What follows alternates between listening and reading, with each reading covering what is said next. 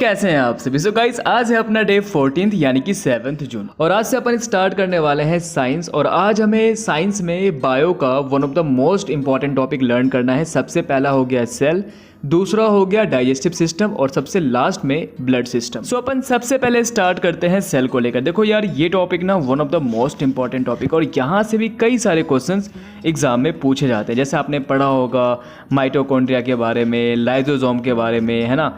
यहाँ से क्वेश्चंस कई सारे आते हैं। अच्छा आपसे मैं क्वेश्चन पूछ रहा हूँ, चलो क्वेश्चन छोड़ो यार, बाद में क्वेश्चन पूछूंगा। अभी मैं आपको बताता हूँ इसमें क्या क्या आपको पढ़ना है। इसमें आपको पढ़ना है कि यार सेल की डिस्कवरी किसने की थी, सेल थ्योरी के बारे में किसने बताया था, और सेल मेम्ब्रेन किसे कहते हैं, इसके क्या क्या कैरेक्टर्स हैं ये पढ़ लेना।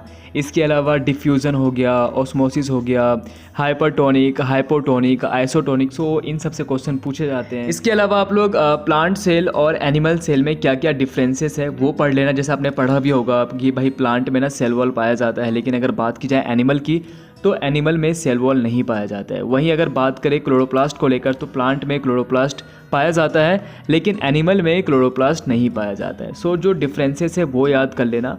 इसके अलावा जो इसके जो पार्ट हैं, जैसे आपने पढ़ा होगा mitochondria, lysosome, Golgi bodies, endoplasmic reticulum, vacuole, इन सब से क्वेश्चंस पूछे जाते हैं। जैसे अगर बात की जाए माइटोकॉन्ड्रिया की, आपसे ये पूछा जा सकता है कि भाई पावर हाउस ऑफ सेल किसे कहा जाता है। Right answer is mitochondria. इसके अलावा ये भी क्वेश्चन पूछा जा सकता है कि भाई गोल्जी बॉडीज़ की डिस्कवरी किसने की थी। Right answer is Camillo Golgi, याद रख लेना। इसके अलावा इंडोप्लाज्मिक रेटिकुलम का क्या क्या फंक्शन है वो देख लेना। इसके अलावा प्लास्टिड्स हो गया, सेल डिवीज़न हो गया, माइटोसिस, मियोसिस, इन सब से क्वेश्चन पूछा जाता है। अगर आपने ये टॉपिक कवर नहीं किया है तो याद से कर लेना। और ये सच बता रहा हूँ बायो का one of the most important topic और यहाँ से क्वेश्चंस आते ही आते हैं। फाइनली मेरा आज का ये टॉपिक हो गया है कंप्लीट। अब मुझे बायो का नेक्स्ट टॉपिक लर्न करना है। नेक्स्ट टॉपिक है आपका डाइजेस्टिव सिस्टम। ये टॉपिक भी one of the most important topic और यहाँ से भी कई सारे क्वेश्चंस एग्जाम में पूछे जाते हैं। जैसे आपने पढ़ा भी होगा इंजेशन के बारे में, डाइजेशन के बारे में, एब्जॉर्प्शंस हो गया, एसिमिलेशन हो गया, इजेशन हो गया। इन सब से भी क्वेश्चंस पूछे जाते हैं। बाकी आप लोग इसमें पढ़ लेना, ये जो आपको डाइजेस्टिव ग्लैंड होता है उसके बारे में पढ़ लेना, लीवर के बारे में, पेनक्रियाज के बारे में, सेलिवरी ग्लैंड के बारे में, एंड स्टमक जो होता है वो कितना लंबा होता है और वो किस शेप में पाया जाता है, जे शेप्ड होता है, वो याद रख लेना आप लोग। स्मॉल इंटेस्टाइन की लंबाई कितनी होती है, कितना चौड़ा होता है, कितने इसके पार्ट्स पाए जाते हैं।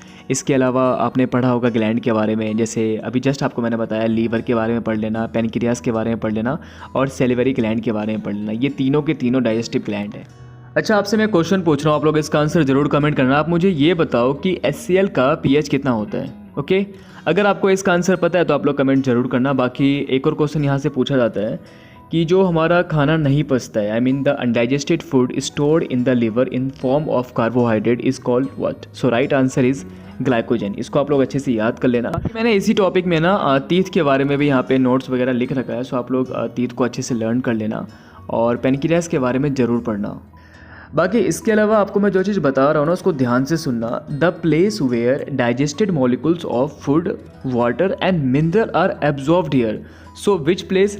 Right answer is large intestine, याद रखना।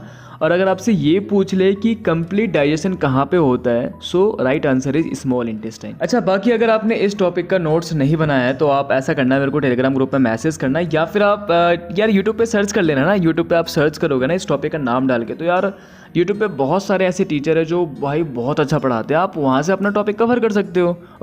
बाकी फिर भी आप कंफ्यूज हो तो आप मेरे को टेलीग्राम ग्रुप में मैसेज करना। ग्रुप का लिंक आपको डिस्क्रिप्शन बॉक्स में मिल जाएगा। मैं आपको बता दूंगा कि आपको इस टॉपिक को कहाँ से कवर करना है। फाइनली मेरा आज का ये टॉपिक भी हो गया है कंप्लीट। अब मुझे आज का लास्ट टॉपिक लर्न करना है ब्लड सिस्टम। भाई ये टॉपिक ना बहुत ही अच्छा टॉपिक है। आपने देखो भाई ब्लड में पढ़ा ही होगा, ब्लड जो है वो कनेक्टिव टिश्यू है और इसका pH कितना है, कहीं कहीं आपको 7.3 दिख जाएगा और कहीं कहीं आपको 7.4 भी दिख जाएगा। अच्छा इसके अलावा आपने इसमें प्लाज्मा के बारे में पढ़ा होगा। अगर आपसे क्वेश्चन ये पूछ दे कि भाई ब्लड का कितना % पार्ट प्लाज्मा होता है, राइट आंसर इज 60%। इसमें आपने RBC के बारे में पढ़ा होगा, WBC के बारे में पढ़ा होगा, प्लेटलेट्स के बारे में पढ़ा होगा, ब्लड क्लॉटिंग के बारे में पढ़ा होगा। देखो यार इन सब टॉपिक से क्वेश्चन पूछा जाता है। इसके अलावा लिम्फ से भी क्वेश्चन पूछा जाता है। जो ब्लड का येलोइश पार्ट होता है, येलो कलर का होता है ये, और इसके अंदर भी CO2 पाया जाता है। इस चीज़ को याद रखना। और इसका जो मेन फंक्शन होता है ना, ये हमें डिजीज़ से बचाता है, प्रोटेक्ट अस फ्रॉम डिजीज़। और एक चीज़ याद रखना, इसमें आपको ये भी क्वेश्चन पूछा जाता है, जैसे आपने पढ़ा होगा एंटीबॉडी के बारे में, एंटीजन के बारे में और ब्लड ग्रुप के बारे में। सो इस टॉपिक को भी कवर कर लेना। अच्छा, एक चीज़ और आपसे मैं क्वेश्चन पूछ रहा हूँ, आप लोग इसका आंसर ज़रूर कमेंट करना। आप मुझे ये बताओ कि ये जो ब्लड ग्रुप होता है इसकी डिस्कवरी किसने की थी? अगर आपको इसका आंसर पता है तो आप लोग कमेंट ज़रूर करना। बाकी इसमें आप लोग ब्लड ट्रांसफ्यूज़न के बारे में भी पढ़ लेना, वहाँ से भी क्वेश्चन पूछा जाता है। अच्छा, आप लोग एक चीज़ ज़रूर याद रखना, ऑक्सीजन और कार्बन डाइऑक्साइड का एक्सचेंज कहाँ पे होता है? आरबीसी में होता है या फिर डब्ल्यूबीसी में होता है? सो राइट आंसर इज आरबीसी। अच्छा, डब्ल्यूबीसी का दूसरा नाम क्या है? लिकोसाइट्स। अब आप लोग कमेंट करके ये बताओगे कि भाई आरबीसी का दूसरा नाम क्या है? आई मीन आरबीसी को हम किस नाम से जानते हैं? अगर आपको इसका आंसर पता है तो आप लोग कमेंट जरूर करना। बाकी देखो यार, ये टॉपिक भी ना बहुत ज़्यादा इंपॉर्टेंट टॉपिक है। अगर आपने इस टॉपिक को कवर नहीं किया है तो याद से कर लेना। सो फाइनली मेरा आज का ये टॉपिक भी हो गया है कंप्लीट, यानी कि तीनों टॉपिक हो गए हैं डन। सबसे पहला सेल एंड दूसरा डाइजेस्टिव सिस्टम और लास्ट आपका ब्लड सिस्टम। सो इसी के साथ अपना डे 14 भी हो गया है डन। और अगर आपने डे 1 से लेकर डे 13 तक का टारगेट कंप्लीट नहीं किया है तो याद से कर लेना। वीडियो के डिस्क्रिप्शन बॉक्स में आपको एक प्लेलिस्ट का लिंक मिल जाएगा, उस लिंक पे क्लिक करना, आपको सारी वीडियोस दिख जाएगी। ओके, बाकी कोई भी डाउट वगैरह आता है तो आप टेलीग्राम ग्रुप में ऐड हो जाना। टेलीग्राम ग्रुप का लिंक आपको डिस्क्रिप्शन बॉक्स में मिल जाएगा। सो लास्ट में यही कहना था कि अगर आपने अब तक मेरे चैनल को सब्सक्राइब नहीं किया है तो याद से कर देना, और अगर आज की वीडियो अच्छी लगी हो तो वीडियो को लाइक भी कर देना। सो अपन मिलते हैं कल डे 15 के साथ।